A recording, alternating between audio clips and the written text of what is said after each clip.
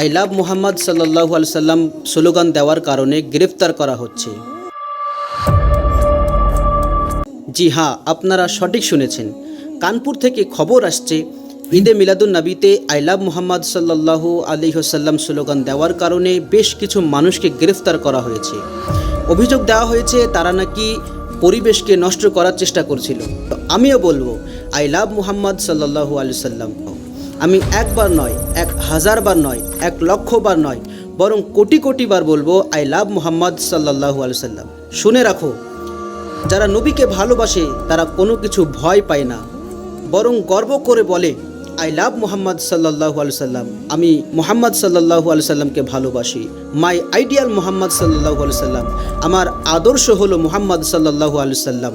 হে আশিকানে রাসূল, হে নবীর প্রেমিকেরা, যদি তোমরা নবীকে ভালোবেসে থাকো তাহলে কমেন্টে অবশ্যই আই লাভ মুহাম্মদ সাল্লাল্লাহু আলাইহি সাল্লাম লিখতে ভুলবে না।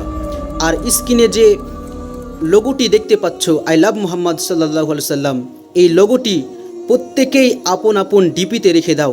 যেমনভাবে তোমরা 1500তম ঈদে মিলাদুন নবীর লোগো আপন আপন ডিপিতে রেখেছিলে, তেমনইভাবে এইবারও আই লাভ মুহাম্মদ সাল্লাল্লাহু আলাইহি সাল্লাম আপন আপন ডিপিতে রেখে দাও এবং ভাই বন্ধু বান্ধবদেরকেও শেয়ার করে তাদেরকেও রাখার উৎসাহিত করো।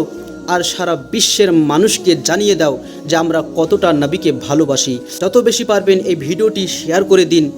শেষ কথা বলবো আই লাভ মুহাম্মদ সাল্লাল্লাহু আলাইহি সাল্লাম, মাই আইডিয়াল মুহাম্মদ সাল্লাল্লাহু আলাইহি সাল্লাম।